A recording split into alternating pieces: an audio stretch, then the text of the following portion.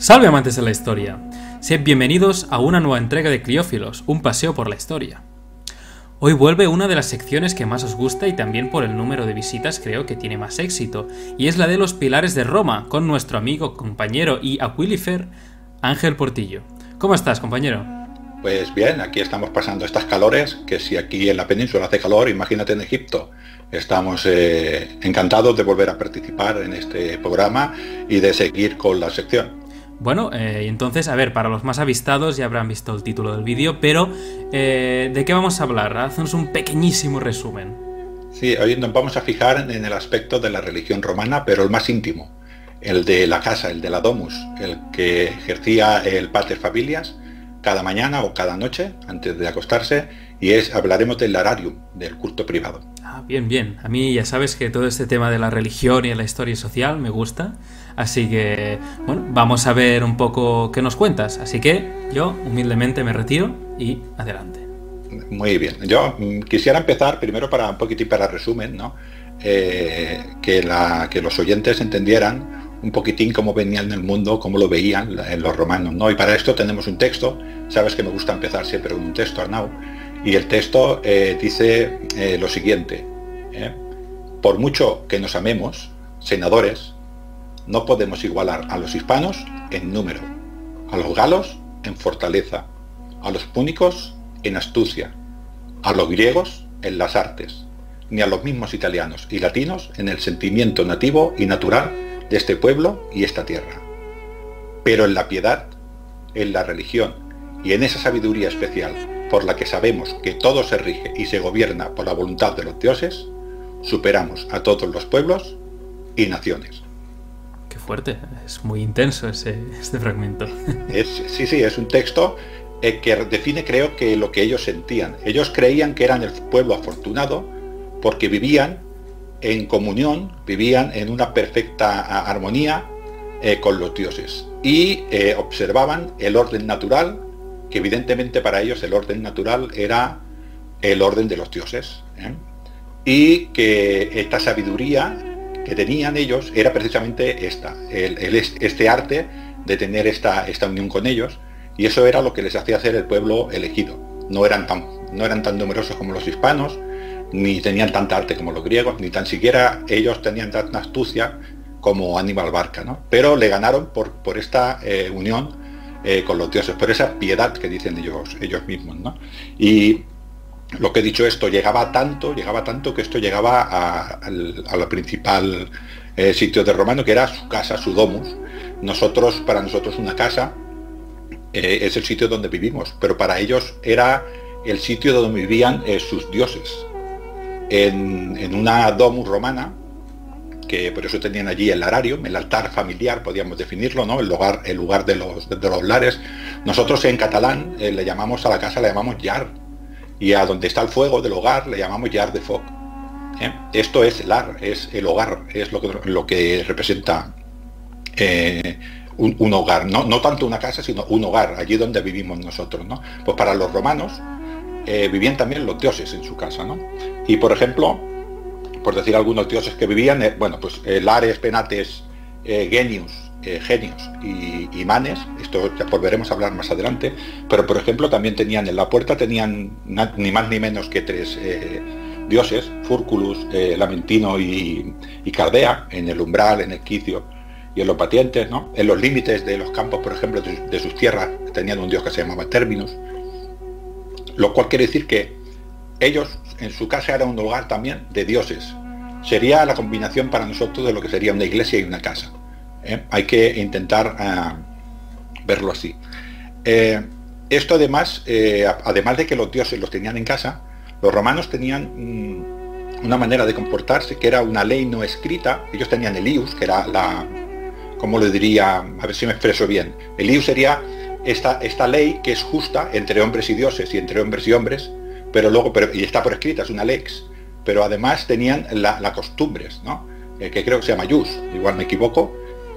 Jus en realidad hace función al derecho, digamos, al concepto de algo que es propio de la humanidad, algo que es un derecho natural. Muy bien. O sea que sí, que es por buen camino. Muy bien, es una ley no escrita que se tiene que cumplir porque es natural, ¿no? Y ellos lo aplicaban de las dos maneras. Lo aplicaban, intentaban llegar a esto con el mos maiorum, que le llamaban ellos, que es observando las costumbres de sus antiguos, porque evidentemente como ya adoraban a los antecesores, también en esta tradición había una sabiduría, y esta sabiduría llevaba a este comportamiento con los dioses. Este mos maiorum se ve reflejado luego un poco más adelante, se llaman virtudes y tal, pero esto ha existido siempre, ¿no? Y creo que, no me quiero equivocar, pero creo que esto al final se definió de una manera teórica en 15 virtudes, pero yo quería solamente fijarme en 3 o 4, sobre todo en 3, que serían la pietas, la piedad, este sentimiento de sumisión al orden natural de las cosas, al orden con los dioses, pero también al orden con las personas, el orden social, el orden político, el orden del Estado. Esta pietas era tan extensa como esta, ¿no? También están las salubritas, que era, dijéramos, la salubrita sería la salud, la limpieza, la pureza, pero también de cuerpo, también de mente y también de alma, ¿no? Y teníamos otra que sería la veritas, que era la honestidad. Y esta honestidad tenía que ser tanto con los demás como con los dioses. Hago referencia a estas 3 porque como estamos hablando del lararium y estamos hablando del culto de la vivienda, creo que son las que más afectan, ¿no? Hay muchas más, está la dignitas, está la frugalitas, bueno, un montonazo de conceptos que otro día ya te dije en conversación privada que igual trabajamos un día, que sé que también te gusta mucho este tema de las virtudes.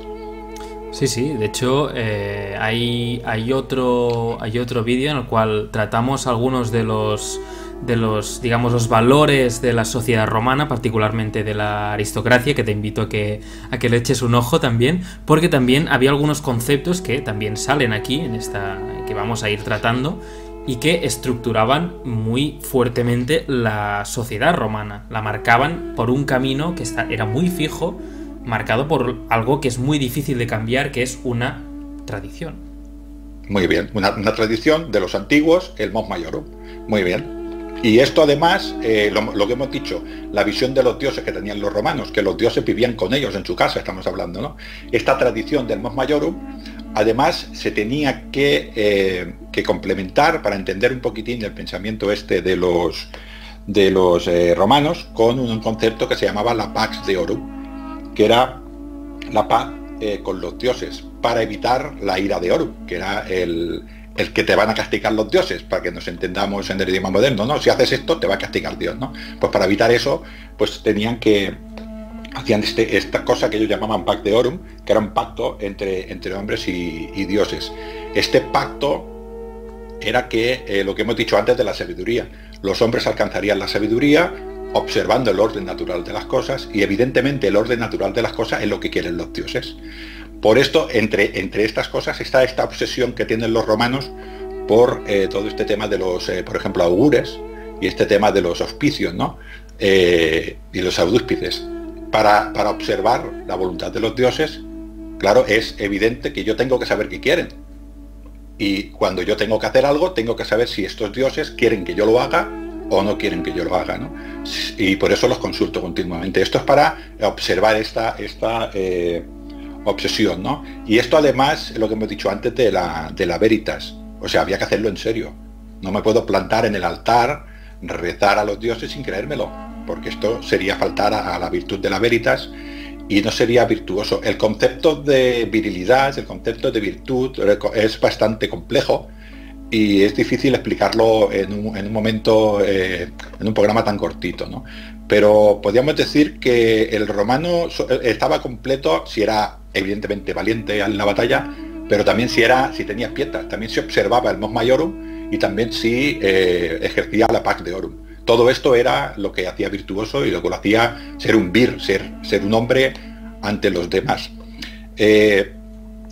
Tengamos en cuenta que si yo no observo la pax deorum, si yo no observo mi trato con los dioses, evidentemente los dioses me pueden castigar a mí el primero, porque yo he sido el que he roto, dijéramos, ese pacto, ¿no?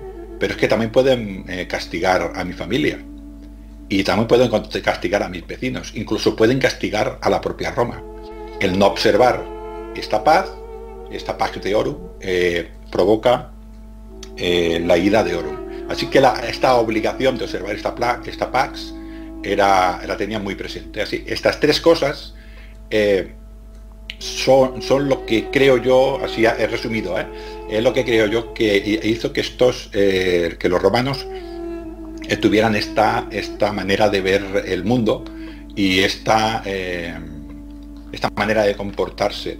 También es que quisiera ver si estás de acuerdo conmigo, Arnau. Dime. Que la religión romana, los romanos no eran religiosos por creencia, que sí que creían en los dioses. Yo creo que eran más religiosos por superstición. Sí, de hecho, a ver, la religión en la antigüedad no se tiene que entender solo como un simple hecho de devoción, porque el concepto incluso de fe, la fe no existe, o al menos no existe como la conocemos nosotros en nuestra, digamos, tradición cristiana. Es decir, un Dios no tiene por qué vivir por su cuenta.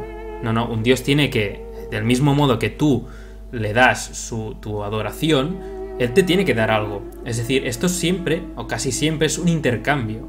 Es decir, yo te doy algo y tú me devuelves un favor. Es decir, yo, digamos, te pago para que me hagas algo.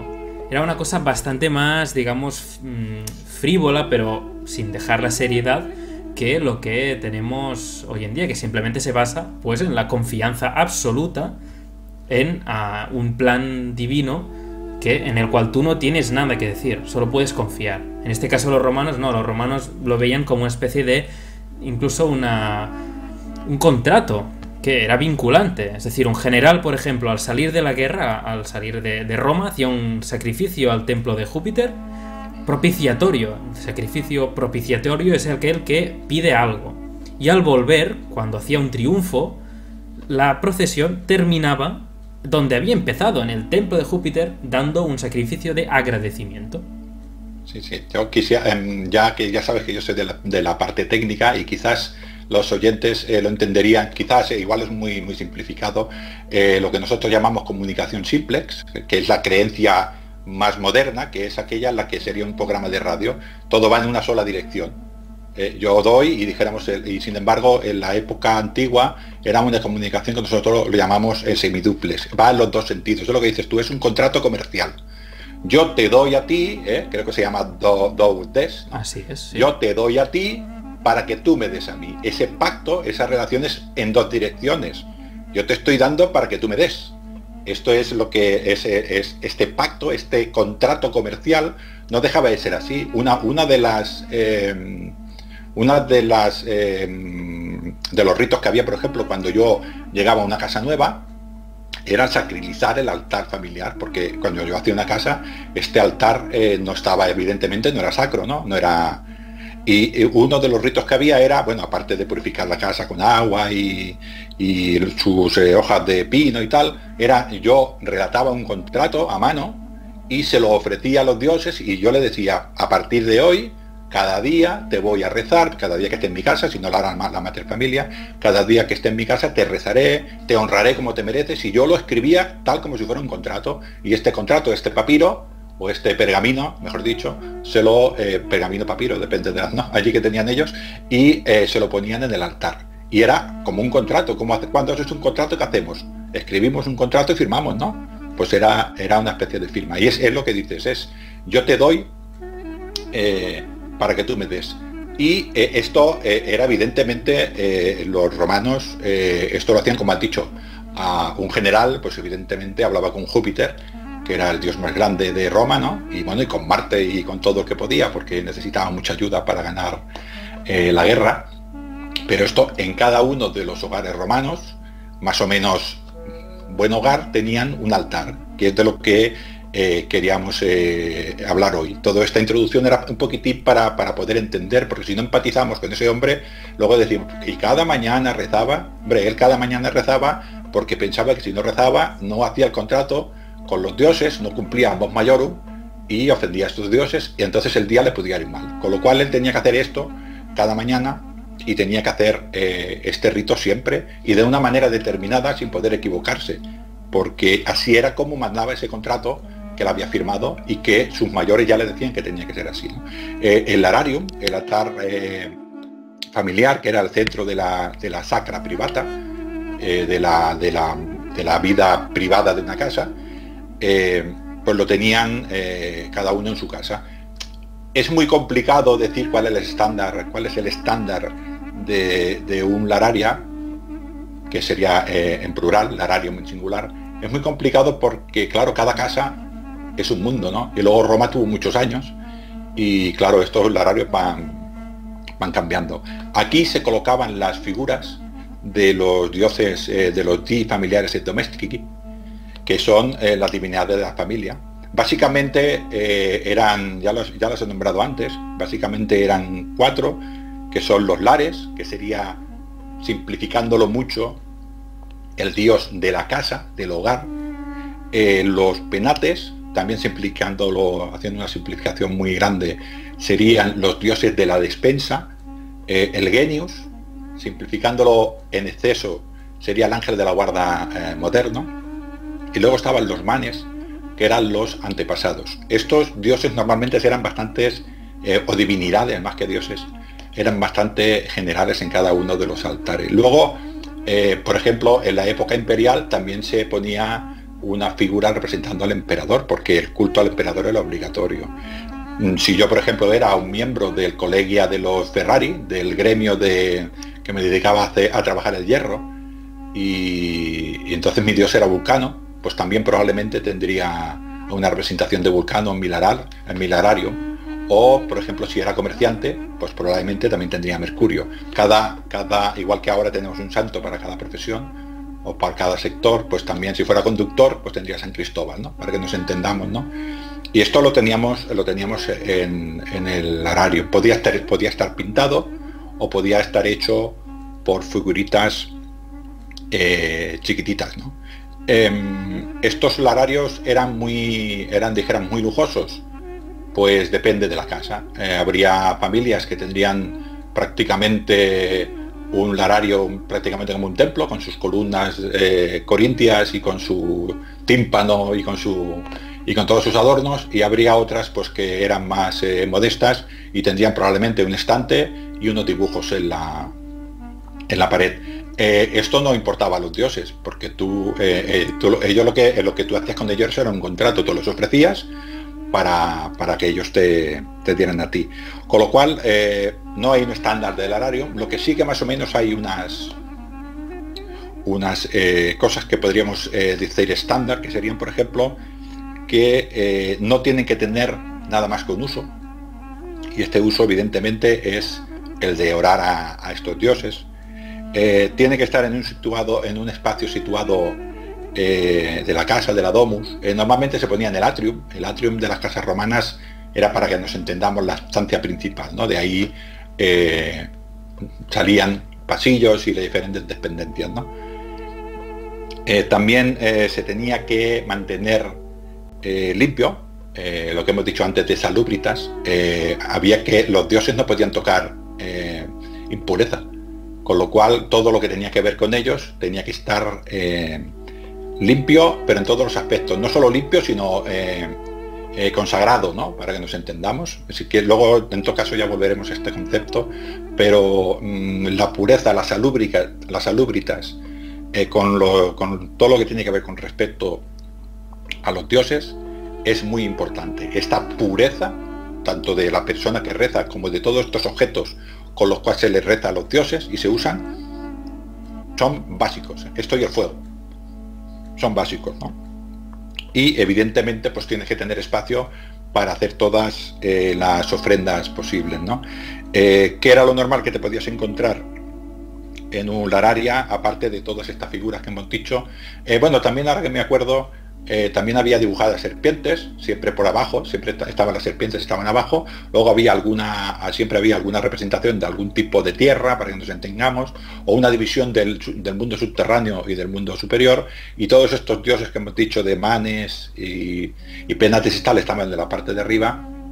Estas serpientes estaban en la parte de abajo, ¿no? La serpiente siempre tiene esta ambivalencia de salud, peligro, salvación. Es un ser que también merecería igual 14 programas, ¿no?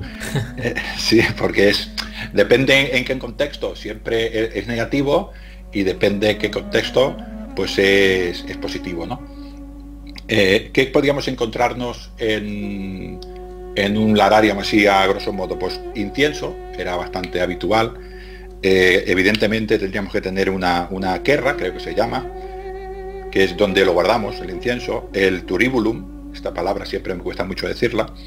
Y luego una patera, que era un plato para hacer diferentes sacrificios, diferentes ofrendas. En los hogares normalmente, o prácticamente siempre, se hacían sacrificios, ofrendas incruentas.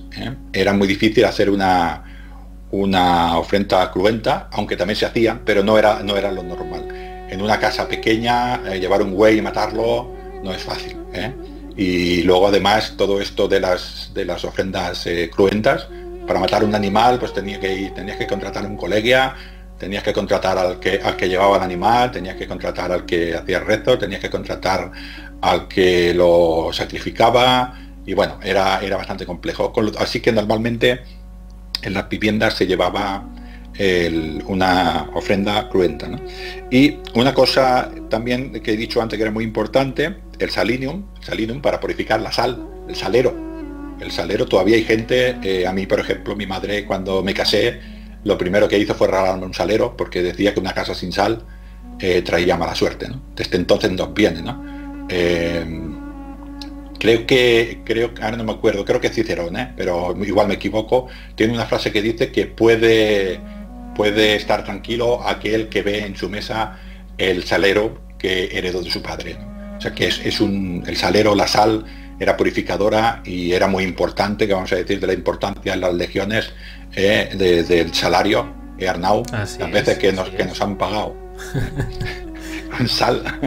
Y luego un tema muy importante también, antes de entrar en rituales que se podían hacer en este salario, que creo que quede un poquitín claro, es el tema de las salubritas, de la pureza, de la purificación, y el tema del fuego. Para presentarte ante los dioses, todo aquello que se presentaba ante los dioses tenía que estar purificado, y se podía purificar de tres maneras, básicamente de tres maneras. Una era con el ayuno, somos lo que comemos. Otra era, por ejemplo, cuando te presentabas ante Esculapio, que es el dios de la medicina, tenías prohibido comer queso, tenías prohibido comer carne de cabra, y evidentemente no podías practicar sexo antes de presentarte ante Esculapio. Esta era una purificación de lo que como, ¿no? Luego también podías purificar las cosas por fuego. Claro, las personas no nos podemos purificar por fuego, básicamente porque nos morimos, ¿no?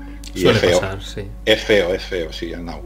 Y luego la otra es el agua, ¿vale? Así que cualquier cosa que se presenta ante los dioses tiene que estar purificada y tiene que estar limpia, pero esta limpieza quiero que quede claro que también es dentro del alma, o sea, interior también, ¿eh? No solamente es exterior, sino que también es interior de la persona que ora. Y otra cosa también es el fuego y el humo. Es imprescindible que todo aquello que vayamos a hacer ante un dios, porque lo haremos el fuego en una lucerna, en una lámpara de aceite, lo haremos en una vela, o lo haremos en el incienso. En cualquiera de los casos hay que ofrecer fuego. Si no tenemos, porque no podemos encender fuego, se podía sustituir, creo que se llamaba uldiva, o se podía sustituir también por la mola salsa. En todo caso, tanto una cosa como la otra se había hecho al horno, y en ese horno ya estaba el fuego. Esto es una cosa importante. Y otra cosa también de purificación es la muerte. El padre de familia, cuando ofrecía esto, no podía tocar nada muerto, ¿vale? No podía, él, si sacrificaba, él no podía sacrificar. La persona que sacrifica no puede tocar la muerte, porque entonces no me presento con pureza ante los dioses. Bueno, son cosas que creo que son importantes de saber, porque igual luego no las vemos, ¿no? Todas estas condicionantes están en uno de estos rituales, ¿no? Así que nos tenemos que presentar, imaginándonos que nos presentamos delante de el rito matutino, ¿no? Y me levanto yo como padre de familia y yo soy suerte, ¿sabes, Arnau? Tengo mucha suerte, como soy Aquilifer y me he hecho con muchísimo dinero de mis batallas y ahora tengo una casa, tengo una vila y Sí. allí tengo 25 esclavos, tengo 4 hijos, que he tenido suerte en la vida. Me he casado con una mujer muy fértil y me ha dado 4 hijos varones y 3 hijas, y con lo cual tengo un séquito muy importante y nos levantamos por la mañana y todos vamos allá al altar familiar y vamos a hacer el primer rezo matutino, ¿no? Bueno, Que- déjame, digamos, dejar claro, por si acaso hay alguien nuevo o alguien que quizá no ha seguido los otros vídeos o las otras colaboraciones de Ángel, que no se ha vuelto loco, no os preocupéis, no ha hecho un viaje en el tiempo ni nada, sino que hace referencia al hecho de que pues somos compañeros del grupo de recreación histórica romana Barquino Orient, nos podéis buscar por las redes. Y en ese caso, pues él ocupa el puesto de Aquilifer, el que lleva el águila, es un lugar muy prestigioso. Y bueno, hace referencia a eso. Yo lo aviso por si acaso porque en este vídeo no he hecho esa presentación y digo, pues a ver si hay alguien nuevo y se espanta y se asusta y sale corriendo. Es verdad, sí, teníamos que haber avisado. Tú eres el Kenturio. Mea culpa. Tú eres... No, tú eres el Pilus Primum, que evidentemente eres una persona importante, pero te diré, Arnau, que eres prescindible. Siempre. Yo llevo el Áquila y a mí hay que defenderme, capa y espada, ¿no? Evidentemente con este prestigio he conseguido todo esto que te he dicho y ahora estoy en mi casa, en mi vila, ya me he retirado y ahora quiero hacer, evidentemente estoy muy agradecido porque los dioses han cumplido con su pacto, porque yo he cumplido con el mío, no los he abandonado nunca y tengo que seguir con este pacto, ¿no? Entonces me voy a levantar por la mañana y voy a intentar hacer este rezo matutino de agradecimiento, ¿no? Y lo primero que tengo que hacer para hacer este rezo es presentarme, lo primero es con ropa limpia. Tengo que ir limpio, porque no puedo faltar a las salubritas, ni a las pietas. Tengo que presentarme ante los dioses con ropa que nosotros diríamos ahora de domingo, ¿no? Así, bien mudadito. Otra cosa muy importante es cubrirme la cabeza ante los dioses, que es lo que se le llama el capite velato, ¿no? Me tengo que cubrir la cabeza normalmente con un velo, con la túnica, con la toga, pero siempre tengo que estar con la cabeza cubierta ante los dioses. Luego tengo que rezar también, como voy a rezar a dioses, dijéramos, buenos, entre comillas, o sea, que no son del inframundo, que no son de la parte de abajo, ¿no? Que se hace con la mano supina. La mano supina nos teníamos que poner los codos pegados al cuerpo para que nos entendamos y las manos como si tuviera una bandeja muy grande. Esto sería la manera, dijéramos, normal de rezar. Luego haríamos lo que hemos dicho, tenemos que purificarnos y lo que tenemos que hacer es precisamente lo que se llama una ablutio.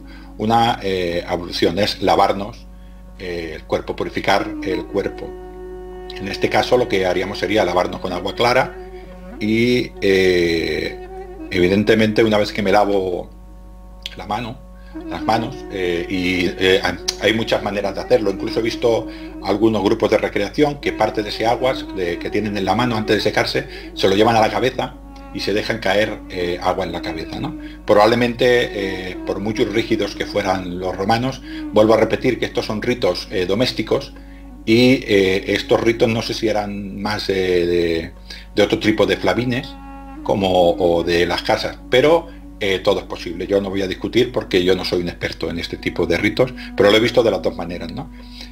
Mientras una vez que me lavo las manos, diría algo así, perdóname si le doy muchas patadas. Mira, ¿por qué no hacemos una cosa? Yo te lo leo en latín y tú me lo traduces. Si le ponemos un poco de misterio.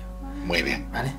Pues la primera es esta, la de lavarse las manos con agua limpia, purificarse. Y en latín diría así: Ae caqua corpore impuritates velut, plumbo ataurum mutando eluat. Que esta agua arroje todas las impurezas de mi sustancia como del plomo al oro. Bueno, esto es... habla por sí sola, vaya. Sí.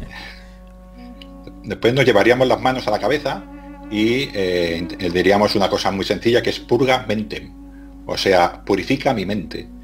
nos llevaríamos las manos a los lados del cuerpo, tocándonos el cuerpo con las manos abajo y diríamos purga corpus. Y luego nos llevaríamos las dos manos al pecho, donde tenemos el corazón, evidentemente, y tendríamos que decir purga animum, o sea, purifica mi corazón. Y diríamos al final, ita es, así es. O sea, nos tenemos que purificar tanto en mente, como en cuerpo, como en corazón. Es lo que he dicho antes de la pietas, las salubritas y la veritas. Tenemos que ir ante los dioses con sinceridad y evidentemente purificados, ¿no? Bueno, de hecho, aquí como en cualquier religión, de hecho, cuando hemos visto la postura de las manos, por ejemplo, el Manu Supina, esto aún se hace en algunas religiones. En el Islam, por ejemplo, también se usa poner las manos así como las palmas abiertas, como pidiendo alguna cosa. Y después, pues el resto son la marca de cualquier religión. Una religión, al final, que ya la misma palabra nos lo indica, es digamos, una serie de acciones o de rituales que te marcan la vida de alguna forma. Porque al final es esto. Y esto simplemente es pues un seguido de, digamos, acciones, rituales y movimientos que lo que nos llevan es digamos, ponernos muy en situación. Sí, muy bien. Sí, sí. Además es lo que decimos siempre, ¿no? Hay religiones que tienen cuerpo y alma. Amarás a tal Dios en cuerpo y alma, ¿no? Pues esto viene a ser lo mismo. Esto, quizás hay una diferencia, que este rito había que hacerlo bien. En el momento que si esta persona se equivocaba y no se daba cuenta, no pasaba nada, porque tampoco estaba faltando a los dioses, porque era un error y los humanos cometen errores, ¿no? Pero si esta persona se daba cuenta, tenía que volver a iniciar el rito. Sí, eran muy, muy quisquillosos con el formalismo, digamos, claro, el protocolo. Nosotros diríamos quisquillosos, pero como ellos hacen un pacto con los dioses, tienen que hacerlo bien. Su parte la tienen que hacer bien, porque si no hacen bien su parte, pues igual se enfadan, ¿no? Y bueno, al menos no te enfades tú, voy a cambiar la palabra. No son quisquillosos, son exhaustivos. ¿Qué te parece esta? Perfecto. ¿Mejor? Perfecto. Bien. Perfecto, va. Ya no puedo contradecir a mi Kenturio. Luego había otra parte, todas estas cosas que sería la ropa limpia, el capite velato, la mano supina y la ablución, la purificación, todo esto son partes de luego que haremos el rito, ¿no? Luego estaba la adoratio, la adoración, que para los romanos no es adulación. O al menos yo lo diferencio así, no sé si es la palabra técnica. Una cosa es adorar a un dios y otra cosa es ponerse de rodillas, poner la cabeza en el suelo y ponerse en ese tipo de sumisión. Los romanos, humillarse ante el dios, ¿no? Sí. El dios es tan importante que yo me humillo no sería la palabra, me arrodillo, me someto a su voluntad, ¿no? Los romanos no hacían eso. Los romanos evidentemente saludaban a las divinidades, pero no se ponían de rodillas, ¿no? Entonces hay varios tipos de adoraciones. La más normal es llevarse la mano a la boca, besarse la mano mientras miras a la dirección donde está ese ser sacro, ese ser divino que tú quieres orar en ese momento. También he visto grupos de recreación que hacen ese mismo gesto y se ponen a los cuatro vientos, ¿no? en las cuatro direcciones. Y también he visto el gesto de besarse la mano y levantar, y dijéramos ofrecer el beso al aire, ¿no? Al cielo. Bueno, yo creo que seguramente todas son verdaderas porque serían todas, ¿no? Tampoco sé muy bien si significa algo en concreto eso, girarse en todas direcciones, o si a todos los dioses se hacía exactamente la misma. Yo por lo que he visto y por lo que he podido deducir, perdón, en la casa se hacía la adoratio más sencilla, que era dirigiéndose hacia el altar, que era hacia donde estaban mis dioses, sencillamente besarme la mano, y ese beso era dedicado a la divinidad, ¿no? Todas estas cosas que hemos dicho son necesarias para hacer este rito que nosotros haríamos por la mañana, ¿no? ¿Qué haríamos por la mañana? Nosotros lo que intentaríamos desear, por ejemplo, para ese día, pues es no tener mala suerte, ¿no? Que los dioses nos favorezcan, que los dioses quieran para nosotros felicidad y que quieran que no nos pase nada malo. Y eso es lo que pediría sencillamente por la mañana. Estamos hablando que es un saludo a los dioses. Yo me acabo de levantar y antes de empezar toda mi rutina diaria, que en el caso yo soy un simple soldado que he tenido suerte, me iré a mi campo, porque mi emperador Trajano me ha dado campo, y en una colonia, y irá esto, ¿no? Un patricio de la antigua Roma, un senador, seguramente se sentaría en su despacho y empezaría a recibir sus clientes, ¿no? Y otra persona pues iría a trabajar o viajaría después de este saludo. Yo es lo primero que voy a hacer al día, y es una cosa sencilla.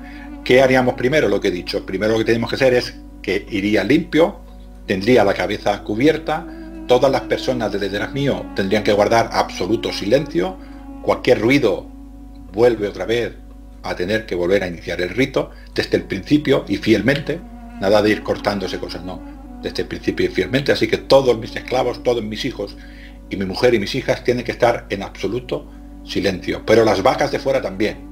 Quiero decir que las vacas ya las ponía lejos de mi villa, porque si no tengo que repetir, y los perros también. El silencio tiene que ser absoluto, porque yo me tengo que presentar ante los dioses. Así que lo primero que haría sería evidentemente hacer una purificación, una ablución, encender una lucerna, hemos dicho el fuego, ya sabes, Arnau, que el director de nuestro grupo siempre dice perfumum, ¿no? Me comunico con los dioses por el humo es la única cosa que va hacia el cielo, hacia los dioses, y yo aviso a los dioses que voy a hacer este rito, y les aviso precisamente con el humo, con el fuego, y además purifico, ¿no? Primero, ¿a quién me dirigiría una casa romana estándar? Pues se dirigiría a la madre Vesta. La madre Vesta es la madre del hogar, del fuego. Es la madre de la casa. El fuego del hogar está consagrado a Vesta. Pues yo me dirigiré primero a ella, y evidentemente pues le pediría algo, que todo vaya bien esta mañana. En la casa de, por ejemplo, en mi caso, pues voy a decir que me llamo Portux, ¿no? Pues en la casa de Portux yo le pediría que todo fuera bien para mí. Ya he dicho que le he hecho una adoratio, ya le he saludado a la diosa Vesta, ya le he encendido fuego, porque y además le ofrecería incienso, a la madre Vesta, que es la que, vuelvo a repetir, la que está consagrada al fuego del hogar. Luego automáticamente volvería otra vez a poner mano supina, como hemos dicho, volvería a hacer un adoratio y volvería a ofrecer incienso, en este caso a Jano. Jano es el dios de los inicios y de los finales, ¿no? De hecho, enero, ¿no?, viene de Jano, porque es el primer mes del año. En latín sería Januarius, de aquí muy vendría el nombre. Janus, sí. Y bueno, yo digo Jano para que nos entendamos, pero sí, tiene razón, es Janus, ¿no? Y pues podría decir, muéstranos, Padre Jano, Dios de los buenos comienzos, muéstrate, Janus matutino, ¿no? Y volvería a pedirlo otra vez, que me dé buena suerte, que este incienso encuentre a tu favor, y buenos auspicios, para que los buenos auspicios estén con nosotros este día. Siempre voy a pedirle que todo me vaya bien este día. Estos son los dioses, dijéramos, a los que les pediría. Luego ya iríamos a los dioses, dijéramos, propiamente familiar. Volveríamos a saludar al dios haciendo un adoratio, volveríamos a ofrecer incienso. En este caso se lo diríamos a los lares familiares, y a ellos les pediríamos, por ejemplo, que bendicieran a nuestra familia y que la cuidaran, ¿no? Otros dioses estamos muy importantes de la casa, volveríamos a hacer otra vez otro adoratio, y volveríamos otra vez a ofrecer incienso o comida, por ejemplo, a los penates, que hemos dicho que eran estos dioses que se ocupaban, de una manera muy resumida, de la despensa. Eran aquellos dioses a los que se les ofrecía la comida diaria, porque ellos eran en principio los que se ocupaban de esto, ¿no? Incluso las casas más devotas les ofrecían comida a los penates. El padre de familia, cuando llegaba la comida, ofrecía a estos penates un poco de la comida que iban a comer, guardaban un momentito de silencio, y cuando ya se creía que esos penates habían aceptado esa comida, empezaba toda la familia a comer. Esto todavía se hace, se bendice la mesa, se ora y se agradece a una divinidad en los alimentos que vamos a comer hoy, ¿no? Pues esto eran, resumiendo, en los que sustituían eso en esta época, ¿no? Después de esto viene un ser especial, todo esto por la mañana estamos hablando, un ser especial que era el genius, que era el genio del padre de familia, que era este ser que protegía al padre de familia, el ángel de la guarda, el que llevaba la esencia del padre de familia, el que llevaba esta continuidad, ¿no? El genius es una entidad bastante compleja, pero vamos a definirlo muy sencillamente otra vez como el actual ángel de la guarda. Era aquel que protegía al padre de familia. El padre de familia era el ser más importante de una familia, y este hombre había que, a este ser habría que ofrecerle. A él estaba, se pensaba que este ser tenía una relación con la frente del hombre, y normalmente lo que hacía el padre de familia era coger su dedo en aceite y se lo ponía entre las dos cejas, y entonces allí se hacía una línea con este aceite, ¿no? Y lo que hacía era que, pues bueno, que esté bien, genio del padre de familia, guíame para que todo me sea dichoso y afortunado. En el caso de que el padre de familia no estuviera y lo tuviera que hacer la madre de familia, entonces lo que hacía era dedicarse a Juno, ¿no? A Juno. Juno era el genio de todas las mujeres, Juno, ¿no? ¿Se pronuncia en latín? En latín, sí. Pues era cada padre, dijéramos, cada varón, bueno, y muchas otras cosas, ¿no? Pero en este caso estamos hablando de una casa. Cada varón tenía su propio genius, pero las mujeres, todas las mujeres de Roma tenían a Juno, que era Juno Lucina. Bueno, Juno tiene mucho que ver con las mujeres, madre de dioses. Una vez ya este genio, nos quedaría ya despedirnos, y lo que haríamos sería una cosa muy importante que hemos dicho, que es que sería una expiación, entre comillas. Este hombre ha hecho todos estos ritos, hemos dicho que ropa limpia, el capite velato, la mano supina, ha hecho una ablución, ha hecho un montón de adoratios, a cada dios ha tenido que hacer un adoratio, a cada dios le ha tenido que ofrecer un incienso, o le ha tenido que ofrecer algún tipo, por ejemplo, también se le puede ofrecer trigo, ha tenido que ofrecerle a cada una de estas divinidades, le ha tenido que dar su sacrificio, ha tenido que orar, le ha tenido que saludar, y ahora se despide, pero antes de despedirse, como él es humano, dice, y si me he equivocado y no me he dado cuenta, ofenderé a los dioses, ¿no? Con lo cual lo que hace es una expiación, ¿no? Y diría, quema otra vez incienso para hacer esa expiación que no sabe si ha hecho, y diría que este incienso, que estén bien, dioses inmortales, y si he realizado algún acto incorrecto en este rito, recibir este incienso como expiación por mis errores humanos. Él se disculpa. Si él se da cuenta, vuelvo a repetir, si él se da cuenta, tiene que volver a empezar todo este rito de nuevo, y todas las personas que están allí en su habitación tienen que volver a guardar silencio, tienen que volver a purificarse, tienen que volver a saludar a cada uno de los dioses, y además lo tiene que hacer por este orden. Pero igual no se ha dado cuenta. Entonces, si no se da cuenta, ¿qué hace él? Pues hace un sacrificio de expiación, y al final acabaría otra vez diciendo ita est, ¿no? Así es, que ahora se dice amén, o así sea, ¿no? No sé, Arnau, si te ha quedado algo que te interese, me parece que es un muy buen resumen de algo que quizá normalmente, y tú sabrás muy bien, porque es una persona pues leída, ¿no? Que no aparece normalmente en las explicaciones que se hacen de historia, ¿no? Que es algo lo que pasa cuando las puertas de una casa se cierran. Y pues entonces está muy bien, y está en la línea de lo que queremos en este canal, que es un poco ver también el lado conocido de la historia, pero también el que no es tan conocido. Y también este vídeo, ese podcast, que lo tomamos como podcast, también sirve pues para eso, ¿no? Para colaborar en el conocimiento de esa parte menos conocida. Y por ello te doy todas las gracias que puedo, porque realmente has hecho un trabajo muy importante para recopilar toda esa información. Las fuentes usadas del cual las encontraréis en la descripción de este vídeo, por si queréis, ir un poco más lejos, que es algo que siempre es muy bienvenido. Y nada más, muchas gracias. ¿Y tienes algo más que comentar? No, gracias a ti. Y esto, como has dicho, son los pilares de Roma. Intentamos entender, empatizar y entender cómo eran esos hombres y por qué actuaban así. Bueno, pues ya lo ha dicho él, Pilares de Roma. Podéis ir a mirar los otros, o a escuchar los otros podcasts, que hay ya unos cuantos, porque realmente vale la pena pasarse, que ya sabemos que normalmente no estáis acostumbrados a esa longitud de vídeo, pero al ser un podcast os lo podéis poner de fondo, lo escucháis y luego ya pues podéis hacer la comida o estáis haciendo deporte. O sea que no tiene excusa. No tiene excusa también porque es muy interesante, tengo que decirlo.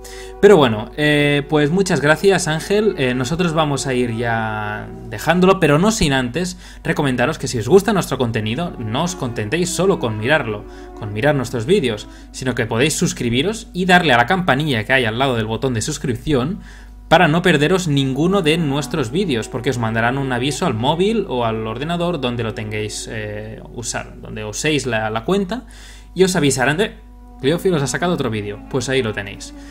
Así que nada más, nos vemos en el próximo episodio de Cliófilos, un paseo por la historia.